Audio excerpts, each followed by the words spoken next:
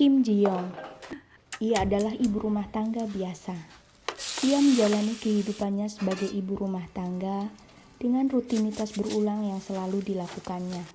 Menyiapkan sarapan, mengurus anak, hingga membersihkan rumah. Ia berusaha melakukan yang terbaik untuk memenuhi perannya sebagai ibu dan sebagai seorang istri.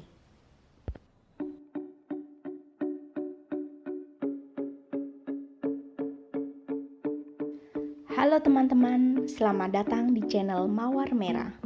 Kali ini kita akan membahas film Kim Ji-young Born 1982. Film ini diadaptasi dari buku yang berjudul sama, yaitu Kim Ji-young Born 1982, sebuah novel karya Cho Nam-jo. Dibintangi oleh Jung Yumi dan Gong Yoo, membuat penonton tidak perlu meragukan lagi chemistry yang terjalin di antara mereka. Kim Ji-young adalah proyek ketiga pasangan Jung Yumi dan Gong Yoo setelah mereka bermain di film Silence 2011 dan Train to Busan 2016. Digarap oleh sutradara Kim Do-young, film ini berhasil membuat penonton merasakan kehangatan sekaligus kepedihan yang kuat. Film ini adalah cerita kita semua. Film ini dibuka dengan scene yang cukup menggelitik bagi penonton semua. Siang itu, Ji-young duduk di sebuah taman setelah mengajak Ayong, putri kecilnya, jalan-jalan. Sambil minum kopi, Ji-young beristirahat. Setelah melakukan rutinitas harian sebagai ibu rumah tangga yang sangat padat dan melelahkan. Namun tiba-tiba saja ada celutukan tidak mengenakan dari para karyawan perusahaan yang ada di belakang tempat duduk Ji-young. Mereka seolah-olah mengomentari keadaan Ji-young sebagai ibu rumah tangga yang bisa santai-santai minum kopi dan menghabiskan uang suami. Ji-young akhirnya memutuskan untuk pergi. Kim Ji-young menghadiri acara keluarga Dae-hyun, suaminya. Acara ini adalah acara tahunan. Alih-alih mengunjungi orang tuanya sendiri, ia harus mengikuti acara tahunan mertuanya. Di rumah mertuanya, Ji-young mengerjakan segala hal yang bisa ia kerjakan. Sebagai menantu perempuan, ia dituntut untuk bisa membantu ibu mertuanya di dapur.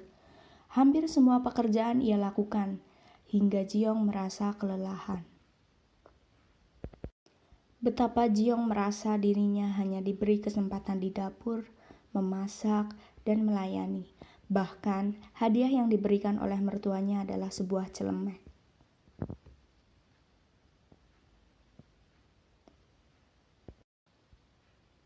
Ji-young yang lelah secara fisik dan psikisnya akhirnya menunjukkan tanda-tanda kelainan. Di tengah riuh canda tawa keluarga mertuanya, Ji-young berperilaku seolah-olah dia bukan dirinya. Ji-young merasa sedih. Ia merasa kecewa dan tertekan. Tubuh dan psikisnya kelelahan. Tetapi tak ada satupun orang yang menyadarinya. Rasa lelah dan tertekan diam-diam menggerogoti fisik dan psikisnya.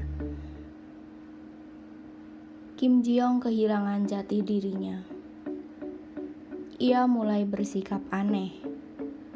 Terkadang ia menjadi ibunya, terkadang ia menjadi orang-orang terdekatnya. Kali ini ia bersikap seolah-olah ia adalah neneknya yang telah tiada. Dae-hyun yang menyadari sikap aneh Ji-young langsung buru-buru membawa istrinya itu pergi dari rumah ibunya. Dae-hyun semakin bingung. Ia sendiri tahu bahwa ada sesuatu yang aneh tengah terjadi pada istrinya. Tapi ia bingung bagaimana memberitahu Ji-young tentang hal itu. Dae-hyun lalu meminta Ji-young untuk berkonsultasi ke psikolog. Ia mengatakan bahwa mungkin saja Ji-young membutuhkan bantuan psikolog. Ji-young pun akhirnya menuruti Dae-hyun. Namun, karena biaya konsultasi rupanya cukup mahal bagi Ji-young, sehingga Ji-young yang belum menyadari seberapa parah penyakitnya itu akhirnya mengurungkan niatnya untuk berkonsultasi dengan psikolog. Ji-young adalah seorang perempuan biasa dan seorang ibu rumah tangga pada umumnya.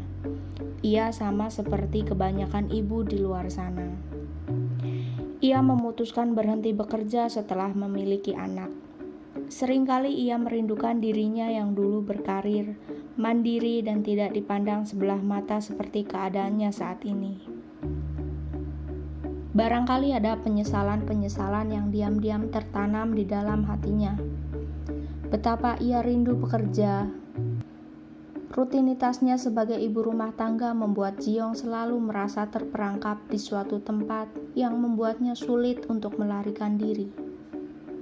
Apalagi ketika mengetahui rekan kerjanya dulu kini sudah dipromosikan. Ia merasa senang untuk temannya. Namun, di sisi lain ia juga merasa iri betapa beruntungnya keadaan temannya itu dan betapa menyedihkannya keadaan dirinya. Jiong kembali mengalami gangguan. Ia diam-diam minum alkohol tengah malam dan berperilaku seolah-olah bukan dirinya. Kali ini Jiong menjadi temannya dulu ketika kuliah.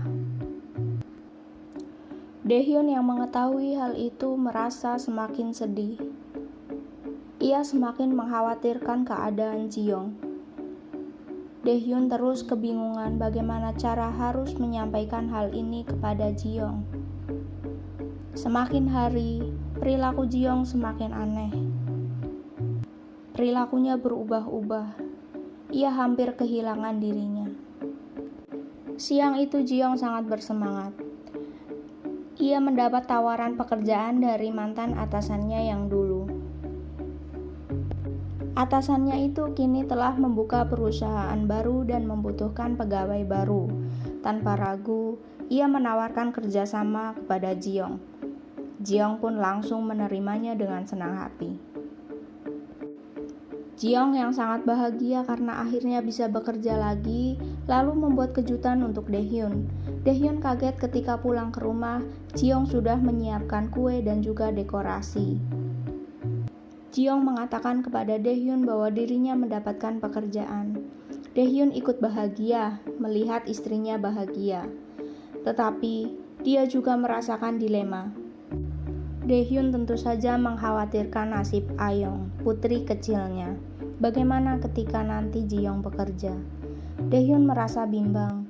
Menghadapi kelelahan sekarang saja, Jiong sudah tampak tertekan. Bagaimana nanti ketika dia bekerja? Jiong berusaha mencari pengasuh untuk Ayong. Ia mencari di internet hingga menempel poster iklan, tapi tetap tak ada yang menghubungi. Jiong makin kebingungan.